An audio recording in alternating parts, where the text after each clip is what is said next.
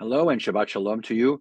Hope that you are enjoying Friday. Hope it's been a great week for you, but also hope that you will find ways to let go of that week and treasure what was good and maybe leave out what was not so good and move into the sweetness of Shabbat as we move into the Torah portion of Korach. Korach is one of the Torah portions that is named after a person, and Korach was a person actually in the tribe along with Moses and Aaron and Miriam.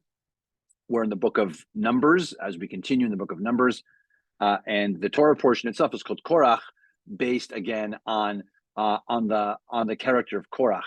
And as I mentioned, they were all in the same tribe with Moses and Aaron and Miriam. It's a fascinating Torah portion.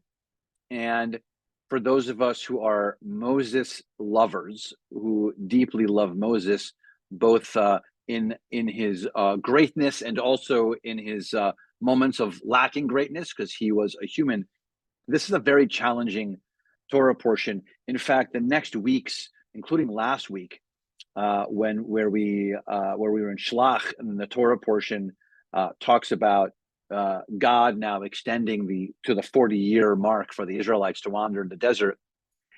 These become very challenging times for Moses. And so last week was challenging to find out that 10 of the 12 heads of the tribes weren't agreeing. And now there is essentially dissent among the ranks. I always think of the great movie called Mutiny on the Bounty, because Korach essentially attempts a mutiny. It's fascinating. Now, there are nuances to this and looking at who was right and who was wrong. And Korach really comes forward and says pretty much to Moses, who made you in charge of this whole thing? Why do we have to follow everything that you say? I'm from the same tribe as you, and Aaron and Miriam. Like, why do everyone have to listen to you all the time?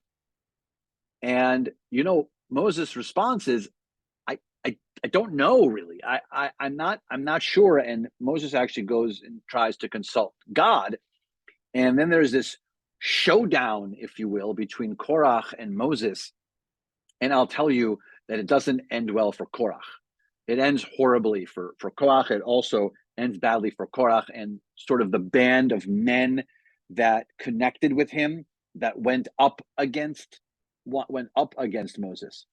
So really, the discussion tomorrow at 9:00. Don't forget our summer hours. So 9:00 in the morning tomorrow for our service and discussion.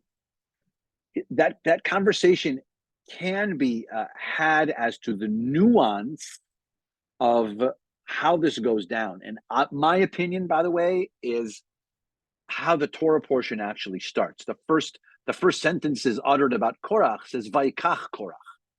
That Korach took, meaning Korach, it wasn't even about it wasn't about the moral, because maybe there was some kind of validity to what he was saying, but it was the way in which he did it.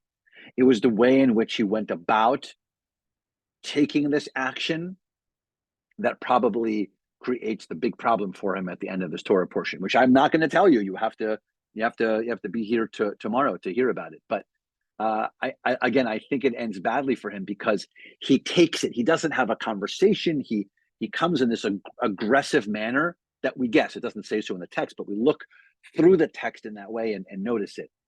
So I invite us all to just reflect on this incredible Torah portion, study it, read it, know it, but also think about the nuance in which we do something, particularly when we're unhappy about a situation, about a person, about a comment. How do we respond?